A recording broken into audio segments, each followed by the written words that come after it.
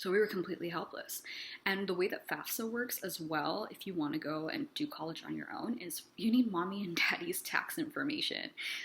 If you have lived in a high control religious family, there is no question that there are certain rules in the religion or supposedly in the religion that get blown way out of proportion more than other ones. There's not to my aunt asking for all these questions about background on my dad, because lately I've been really curious about like where all the rules came from. And at some point we got to the topic of the way the inheritance got split after my grandma passed away. You're saying there's an Islamic way to split up an inheritance? I had no idea.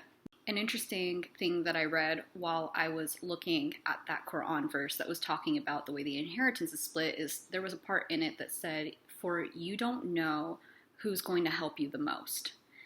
And it was weird. Like, I don't really, like I said, I don't follow the religion anymore, but I felt like that part was kind of interestingly wise. It was weird because my dad got treated exactly how he let our mom treat us at the end of his life. Especially, like, he had had cancer before, and the first time that he had cancer, she had taken pretty good care of him.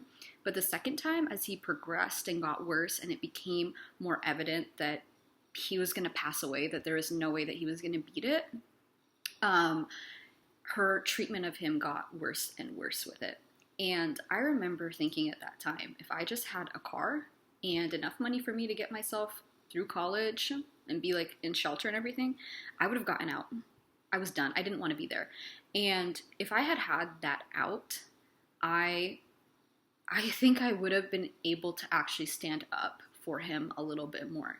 Because as much as I hated him, I did not enjoy watching someone get tortured. There's just a level of maliciousness there that it's not in me. I remember lying about him eating or drinking things just to avoid having to force them into it. And I remember one of my siblings telling me that she felt some guilt about how awful he got treated, but we have to remember that we had no power in it. And she was like, if it were now, I would have gone to a court and I would have taken him out of her care and into mine. And I was like, yeah, but we did not have any of that power. It was a dynamic where it was all or nothing. If you wanted to be housed, you were going to follow every rule to the letter, and you were going to follow authority figures. And my dad had told me there is a hierarchy in life after he beat me. And he told me there's a hierarchy in life and you have to respect us, which to him was obedience. So he was like, you're going to do whatever we want. And he told my mom, he's like, we don't negotiate with her. And I remember thinking, if he literally held a gun to my head, I don't think I would go anywhere. I would just let him kill me. Because I had nowhere else to go.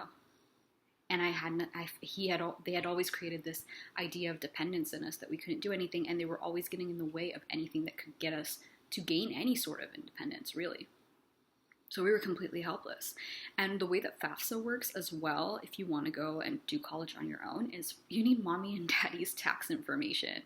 Like, they are looking into that. And I remember when I researched it, I think it was like you had to be 3 years out or something like that before you could just say, hey, I am 3 years out, not my parents' property anymore. I have made my own money, and you can actually use your own taxes in that case. And then, or if you're over a certain age, I think, if I got it correctly. What I know for sure is at that time, I could not get FAFSA because my dad made too much money, even if he gave me the financial information, which I did have access to when I first got into college. And it entrapped me even more in a way, that there were assets and things like that. My dad always made it a big deal if you didn't finish 4 years in college. It was like this shameful thing. And now I realize, of course, he didn't want us to take too long because we had to be at least at the 12 units per semester to be considered full-time students.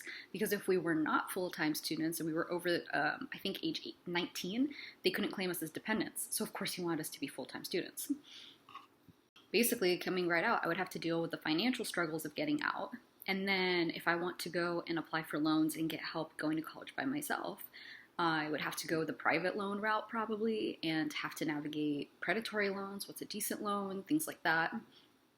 I wasn't ready for all that. I also just didn't know how to get around in the world and how things worked and pay bills and do all this stuff. Like, I did finally leave right after I finished college. I went and stayed with my family for a little bit. I was visiting, but I was also working. I tried to work in secret, and I think people found out about it, but nobody made a fuss. And then 23, I finally went, and when I ran out of options, I went and I stayed with a friend's family for 2 months before they threw me out on the street. And I bought my car the next day, and I lived out in my car for 10 months until I was able to get myself housed. And I'm grateful for everything that I've been able to get in my life and for the health to do it. I don't feel like I'm entitled to anything. It's fine that he didn't give us anything to inherit. I don't know, it's something for me to think on. Like, why do I put so much stock in the opinions of these people, and when they themselves are not following every rule?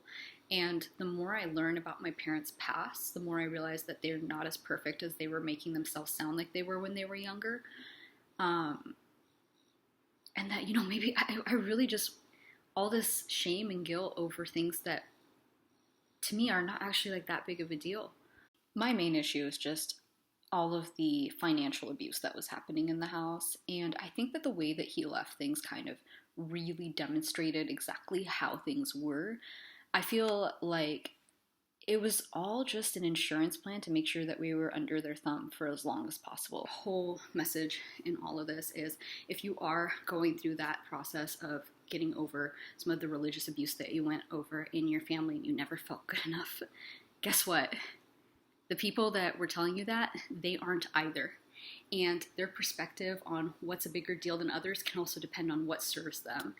And it really makes me question if they were really that religious, or if it was more like, hey, let me put God into everything to be more of an enforcement and kind of make you do things rather than follow something. Or maybe they truly are religious and they truly do believe in God and they're doing their best. I don't know.